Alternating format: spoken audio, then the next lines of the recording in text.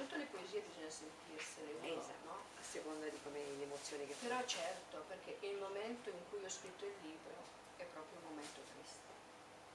Vuoi dirci che motivo è? Oppure preferisci... No, no, no, Ah, io posso dirlo tranquillamente, come non so se l'hai letto, io sono una persona che sono in difficoltà visiva, però nulla mi toglie di essere uguale agli altri, insomma, no? Anche se sono in difficoltà. Però purtroppo la sorte non si è fermata solo alla mia vista, ma mi ha tolto anche il compagno della mia vita. e questo è veramente E questo, grave. sì, ebbene sì. Però ciò nonostante devi andare avanti, lo devo fare per me, per lui e per la mia famiglia. In questo momento buio io dovevo per forza ritrovare la luce, come ho detto prima, perché la luce non è quella degli occhi, Esatto. la luce è quella del cuore. E sono riuscita a trascrivere le mie emozioni, a trascrivere e trasmettere le mie emozioni. La cosa più importante e più bella è proprio l'obiettivo che sto raggiungendo, perseguendo e raggiungendo. sì, Esatto. e trasmettere emozioni. Perfetto.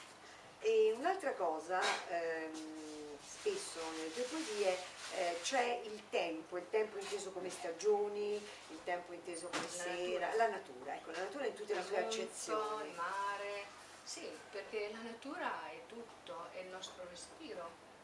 Ma questo si è anche facilitata perché tu vivi in una regione, le Marche, dove la natura è molto bella. Sì, Quindi... ma non dimenticare che io vedo pochissimo, perciò il modo come percepisco il mondo in cui vivo, la natura, gli odori, i suoni, anche il vento, quindi questo... sì, no, tutto, e tutto lo vedi sotto un altro aspetto, con gli occhi, poi lo vedi con gli occhi dell'amore, su tutte le cose, perché la parola amore non è amore sesso, ma la parola amore è tutto quello che ci circonda, è in questo libro. Adesso Eleonora, a pagina 75, sì, ce la legge.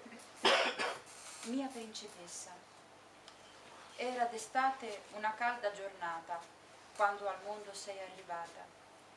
Subito, col tuo primo vagito, un saluto ci hai regalato. Occhi profondi come il mare, uno sguardo ci volevi donare.